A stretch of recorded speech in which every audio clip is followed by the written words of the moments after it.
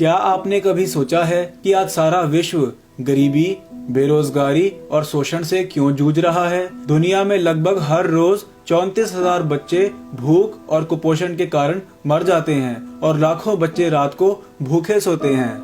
हिंसा और आतंकवाद की वजह से लाखों लोग हर साल अपनी जान गंवा देते हैं। यदि भारत की ही बात करें तो हर साल लगभग 1 करोड़ 10 लाख बेरोजगारों की फौज तैयार हो रही है। आपके मन में कभी ना कभी ये सवाल तो आया होगा कि क्यों एक देश दूसरे देश पे हमला करता है, वर्ल्ड वॉर क्यों लगाई जाती हैं, वर्ल्ड वॉर 1, 2, इनका कारण क्या था, इन जंगों से फायदा किसको पहुंचता है? और आज हर बंदा छोटे से छोटा और बड़े से बड़ा कर्ज में डूबा हुआ है, यहाँ तक कि हमारा देश भी कर्ज में डूबा हुआ है। तो ये कर्ज है किसका, दिया किसने है और इसको हम क्यों नहीं चुका पा रहे, इसको समझना पड़ेगा। दिखने में बहुत सारे रईसजादे भी देश छोड़ के भाग जाते हैं क्योंकि उनके पास कर्ज चुकाने के लिए पैसा नहीं है। महंगाई के कारण गरीबों की हालत खराब हो गई है, मार्केट में मंदी आ चुकी है, छोटे व्यापार और व्यवसाय बिल्कुल बंद हो गए हैं। सारी दुनिया में एक झूठी फर्जी महामारी लेके आई जा रही है, लोगों को डराया जा रहा है। हर साल हजारों किसान आत्महत्या कर लेते हैं। इतने समय से लाखों किसान दिल्ली पे, पंजाब में, देश में सड़कों पे बैठे हुए हैं, प्रोटेस्ट कर रहे हैं कि हमें फार्मर्स बिल नहीं चाहिए।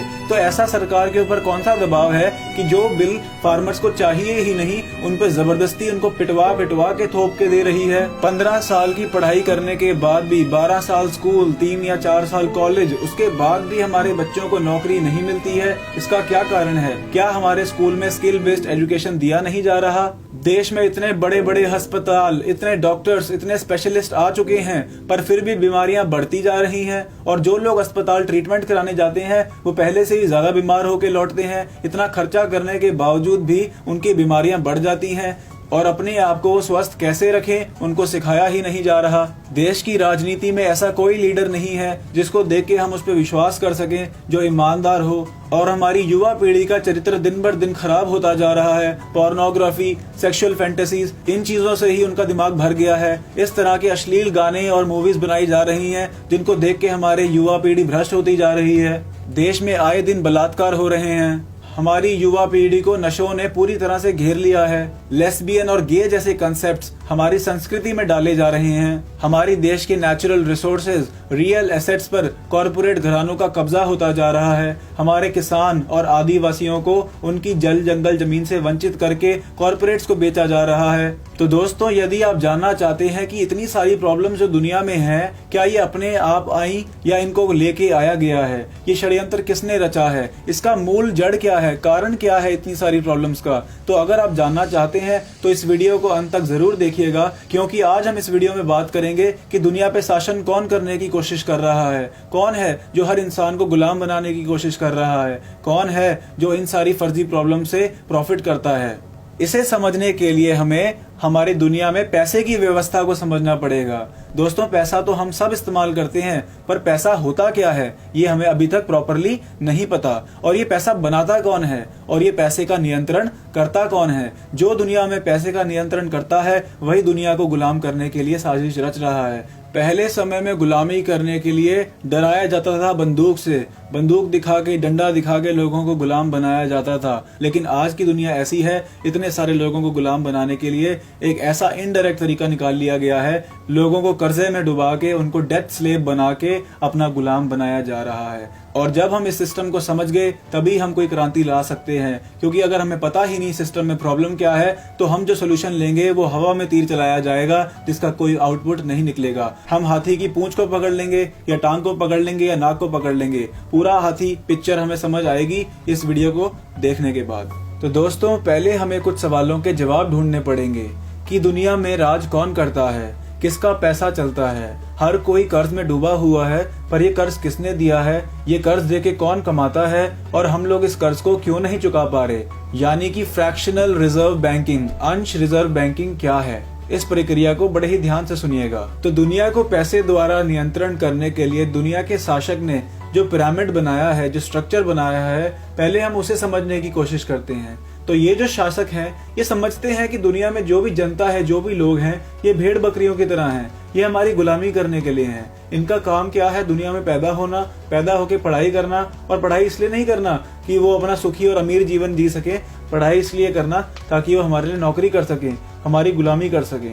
उसके बाद शादी करके, बच्चे करके और नए गुलाम हमारे लिए पैदा करें, और फिर रिटायरमेंट के बाद उनकी मृत्यु हो जाए। कभी उनको ये समझ ना आए कि जीवन में उनका मनोरथ क्या था, इस धरती पे वो कहाँ से आए थे, क्या करने आए थे। क्या उनके जीवन का मनोरथ सिर्फ पैदा होना, फिर पढ़ाई करना, फिर नौकरी करना, फिर शादी करके बच्चे करना और उसके बाद मर जाना, क्या इतना ही हमारे जीवन का मनोरथ था? तो वो ये चाहते नहीं कि इंसान इसके बारे में कभी भी सोचे कि वो क्या करने आया था और क्या कर रहा है। तो इस तरह से गुलामी में सारी उम्र कर्ज को चुकाने के लिए गुलामी में ही काट दे, और इस तरह जनता को कंट्रोल करने के लिए सरकारें बिठा रखी हैं। तो कुछ लोग तो ऐसे हैं जिनको इस बारे में पता ही नहीं कि दुनिया में कोई गड़बड़ है या कोई मुसीबत है। उनको तो इस बारे में परवाह ही नहीं है, या वो देखना ही नहीं चाहते, तो उनकी बात तो हम नहीं करते। पर जो लोग समझते हैं कि इस दुनिया में कोई ना कोई परेशानी है, कहीं ना कहीं अन्याय है, कहीं ना कहीं अव्यवस्था है, और वो इसके बारे में कुछ करना चाहते हैं, तो उनका नियंत्रण करने के लिए धर्म, मीडिया और शिक्षा प्रणाली को इस तरह बनाया गया है कि वो कभी सवाल ना करें।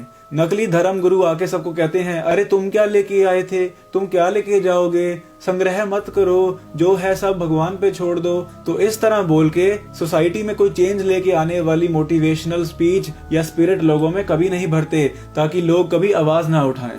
फिर शिक्षा प्रणाली इस प्रकार है कि वो लोगों को सिर्फ नौकरी करना ही सिखाती है, वो ये कभी नहीं सिखाती कि सवाल पूछिए। सरकार जो भी करती है उसको मानना सिखाती है, उसको सवाल करना कभी नहीं सिखाती। और मीडिया तो आपको पता ही है, वो तो एक्टर हैं, एक्टर जो पीछे से पैसे दे देती है सरकार, वही दिन रात दिखाती रहती है, धर्म के नाम पे लड़ाई करवाती रहती है। इतने बड़े बड़े देश के मुद्दों को छोड़ के हिंदू मुस्लिम के नाम पे हमें लड़वाना चाहती है, इसलिए ताकि जनता कभी एक ना हो, वो अपने कॉमन एनिमी को ना पहचान पाए, आपस में ही लड़ते रहें और डिवाइड एंड रूल करके हमेशा हम इन पे राज करते रहें और ये हमारी गुलामी करते रहें। तो जो लोग इस चालाकी को समझ जाते हैं, वो नकली धर्म गुरु, गलत शिक्षा प्रणाली और मीडिया की बकवास से ऊपर उठ जाते हैं। जब वो कुछ करना चाहते हैं तो उनको रोकने के लिए आगे खुफिया एजेंसी बैठी है, पुलिस है, कोर्ट है, जेल है, सेना बैठी है, जिसके डर से लोग कभी विद्रोह नहीं करते। उनको पता है कि अगर हम कुछ कहेंगे तो सेना हमें दबा लेगी, पुलिस हमें दबा लेगी। इसका मतलब जो पुलिस है वो अच्छे काम करने वालों को रोकने के लिए है, और हमें लगता है कि पुलिस तो हमारी सेवा के लिए है। नहीं दोस्तों, आपने देखा किस प्रकार किसानों को पीट पीट के पुलिस ने मारा। क्यों मारा? वो तो उनकी सेवा के लिए थी, पर नहीं, वो जनता की सेवा के लिए नहीं, वो सरकार की नौकरी और गुलामी के लिए है और हमें दमन करने के लिए है। अब आप सोचेंगे, यदि सरकार अच्छी हो, अगर हम चुनाव कर लें, अच्छी सरकार ले आए, तो इस व्यवस्था को बदला जा सकता है। पर दोस्तों, यदि चुनाव से इस व्यवस्था को बदला जा सकता तो सबसे पहले चुनाव को ही गैर कानूनी घोषित कर दिया होता। आप लोग वोट कर पा रहे हैं क्योंकि वोट करने से कुछ नहीं बदलता। सरकार कोई भी हो, वो अपने आप में स्वतंत्र नहीं है, उनके ऊपर भी कॉर्पोरेट घराने हैं, कंपनियां हैं, जैसे कि रिलायंस, टोयोटा, इसी तरह मोन्सेंटो और दुनिया भर की कॉर्पोरेट कंपनीज हैं जो इन पे कंट्रोल करती हैं, इनको फंडिंग देती है, इनको पावर में बिठाती हैं, और जो लोग इनको पावर में बिठाता है सरकार के मंत्री बनाते हैं। आपको लगता है कि आप मंत्री चुनते हैं, आप पॉलिटिकल पार्टी चुनते हैं, पर ये आपके वोट से नहीं, इलेक्शन से नहीं, सिलेक्शन से आते हैं। इनको फंडिंग दी जाती है कंपनियों द्वारा, फंडिंग लेके अपना प्रचार करते हैं, मशीनों में छेड़छाड़ करते हैं, और इस तरह से इलेक्शन जीत के देश के मंत्री बन जाते हैं और आप पे राज करते हैं। लेकिन ये खुद भी स्वतंत्र नहीं है। ये कंपनियां जो हैं, इनको भी नियंत्रण करने के लिए, इनके भी पैसे को नियंत्रण करने के लिए world bank, international monetary fund, international bank of settlement और इस प्रकार की संस्थाएं बनी हुई हैं जो पैसे को नियंत्रण करके इन पे भी राज करती हैं। दुनिया के हर देश के अंदर सेंट्रल बैंक बनाए हुए हैं जो प्राइवेटली ओन्ड है, और वहां पे अलग अलग पॉलिसीज के द्वारा कंपनियों को और देश में पैसे की मनी सप्लाई को कंट्रोल करते हैं। इसके ऊपर राउंड टेबल कॉन्फ्रेंसेस होती हैं, बहुत सारे ऑर्गेनाइजेशंस होती हैं जो मिल के काम करती हैं। इसके अंदर trilateral commission, CFR, United Nations और बहुत सारी इस प्रकार की ऑर्गेनाइजेशन आ जाती हैं। ये हमारे भले के लिए नहीं, दुनिया के शासकों के लिए काम करती हैं। और इन संस्थाओं के ऊपर 300 दुनिया के ऐसे परिवार हैं जो गुप्त तरीके से इन पे राज करते हैं, और इनके ऊपर भी 13 मुख्य परिवार हैं, जिसके अंदर रॉथशील्ड, रॉकेफेलर और मॉर्गन परिवार आ जाता है। और इसके ऊपर दुनिया के गुप्त शासक हैं जो अनआइडेंटिफाइड हैं, और ये लोग गुप्त तरीके से हमें राज करते करते हैं और जो लोग हैं ये इनकी गुलामी करते हैं, परपेचुअल गुलामी, जिसके अंदर डेट स्लेव बना दिए जाते हैं। हम हमेशा कर्ज में डूबे रहते हैं और सारी उम्र कर्ज को चुकाने के लिए काम करते रहते हैं, लेकिन हमें ये नहीं पता कि ये कर्ज बैंक बनाते कैसे हैं। How do banks create credit? तो अब हम इस वीडियो में समझेंगे कि ये क्रेडिट क्रिएशन प्रोसेस है क्या इतना पैसा बैंक के पास होता भी है जितना वो बना देते हैं, और इंटरेस्ट चार्ज करके, ब्याज दर चार्ज करके किस प्रकार दुनिया को और देश को और लोगों को लूटा जाता है। इसीलिए हेनरी फोर्ड ने एक बार कहा था कि अच्छी बात है कि देश के लोग हमारे मॉनेटरी सिस्टम को नहीं समझते। यदि वो समझते होते तो कल सुबह होने से पहले क्रांति हो जाती। तो दोस्तों, ऐसी क्या बात है जिसको अगर जान लिया जाए तो सुबह होने से पहले क्रांति हो सकती है? जी हाँ, वो है फ्रैक्शनल रिजर्व बैंकिंग। तो इस बात को समझने के लिए हमें समझना पड़ेगा कि बैंकिंग प्रणाली काम कैसे करती है, और उससे पहले हमें समझना पड़ेगा कि ये पैसा है क्या।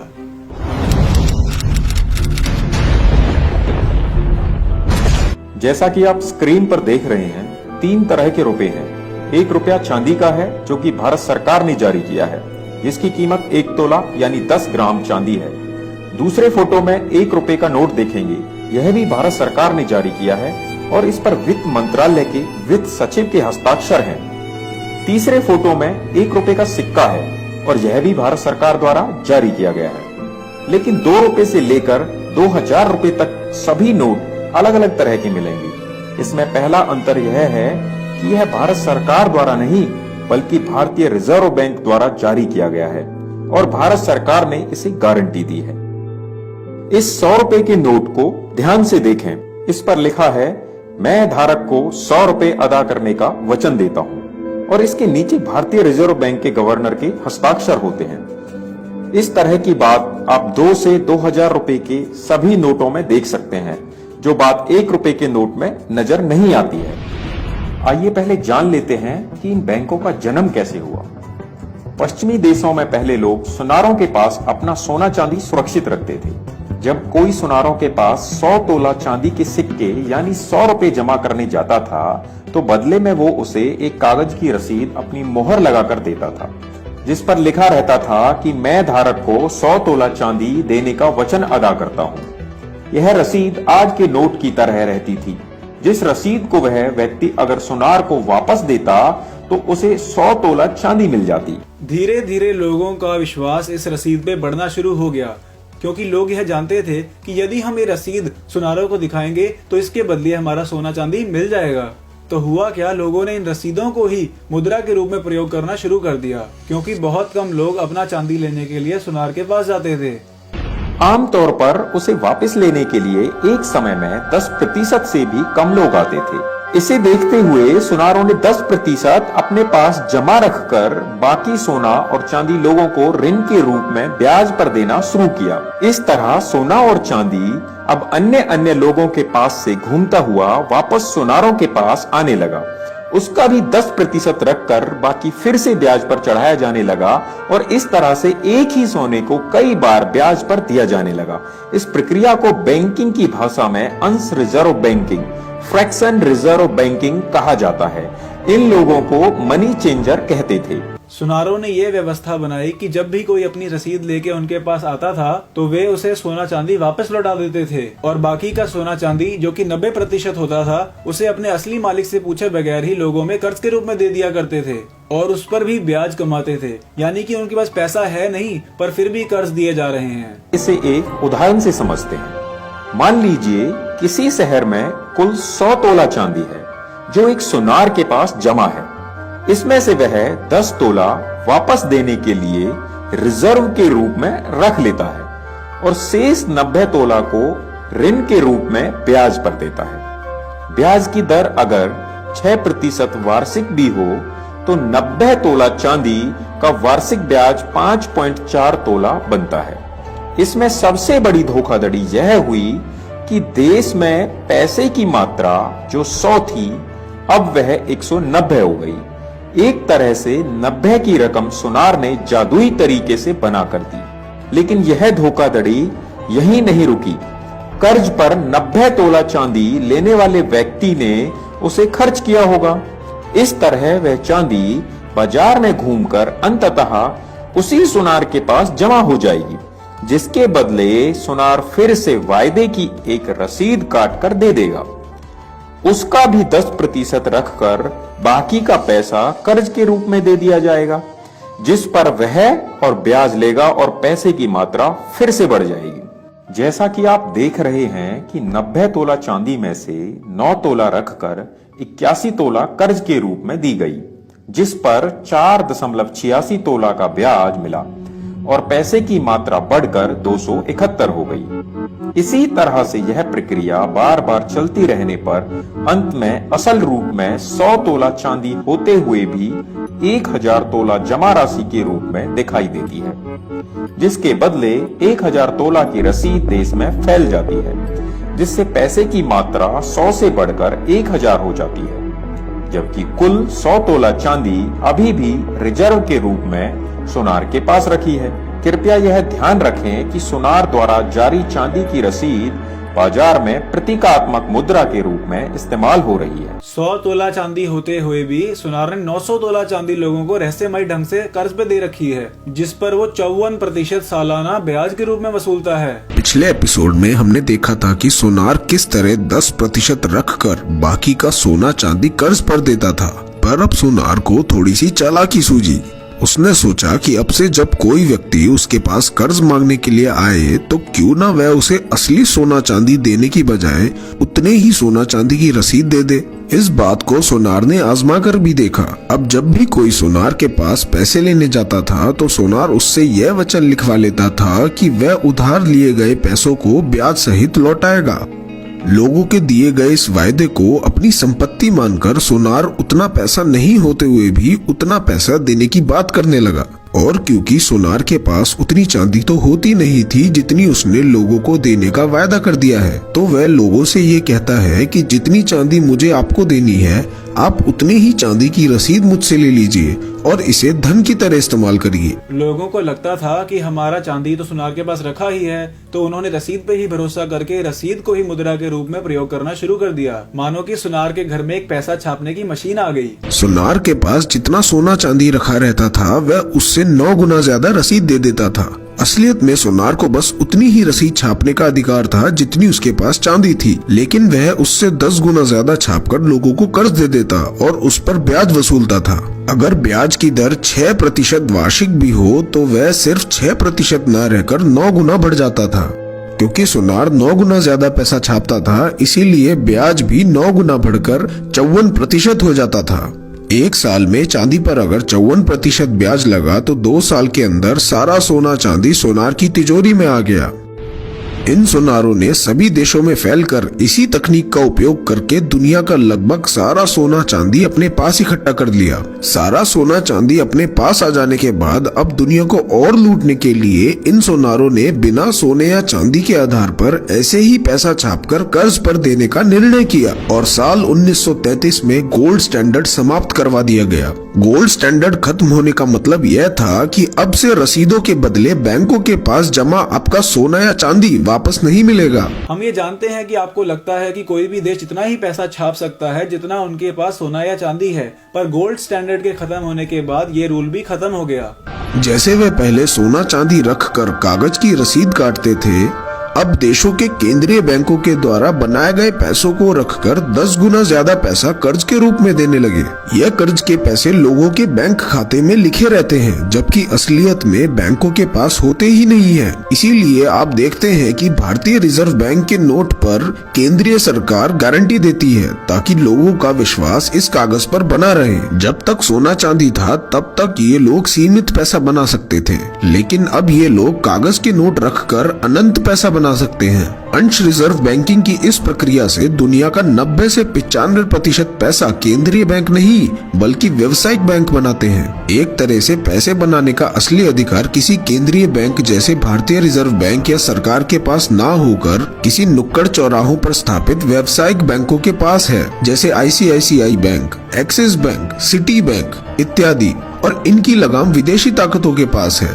आज के समय में जब कोई आदमी बैंक के पास कर्ज लेने जाता है तो बैंक सोनारों की तरह उस आदमी से एक वायदा लिखवा लेता है कि लिया गया पैसा ब्याज के साथ लौटाना पड़ेगा, जिसके बदले वो आपको कर्ज देने की बात करते हैं, पर असली पैसा ना होने की वजह से वो सिर्फ आपके खातों में लिख देते हैं, जिस पर वे आपसे ब्याज वसूलते हैं। अब अगर आपको बैंक से 1 लाख रुपए कर्ज के रूप में चाहिए तो बैंक आपको दे देंगे और आपके खातों में लिख देंगे। लिखे गए पैसों का 10% यानी 10,000 रुपए ही उनको रिजर्व के रूप में रखना पड़ेगा, जिसे वो रिजर्व बैंक से ले लेंगे। इस पूरी प्रक्रिया में पैसे की मात्रा बहुत ज्यादा बढ़ जाती है, जो महंगाई का मुख्य कारण है। और ये 10% या तो हमारे जमा किए पैसे में से ही हो जाता है या फिर बहुत ही सस्ते रेट पे ये रिजर्व बैंक से ले लिया जाता है। इस तरह से बैंकों के पास एक पैसे का पेड़ है जिससे वो जितना मर्जी कर्ज किसी को भी तोड़ के दे देते हैं। कमर्शियल बैंक जितना भी पैसा कर्ज के रूप में बांटते हैं उनका सिर्फ 10% ही उनको अपने पास रखना पड़ता है। और ये 10% भी इसलिए रखना पड़ता है क्योंकि जिस प्रकार सुनार के पास एक समय पे केवल 10% लोग ही अपना चांदी वापस लेने आया करते थे, उसी प्रकार कमर्शियल बैंक्स को भी पता है कि उनके पास एक समय पे 10% लोग ही आएंगे। तो दोस्तों, ये है क्रेडिट क्रिएशन प्रोसेस कि किस तरह जादुई तरीके से पैसा ना होते हुए भी कर्ज दे दिया जाता है और उस पे ब्याज वसूल के लोगों के रियल एसेट्स को हड़प लिया जाता है। इसको समझने का आज हमने प्रयास किया।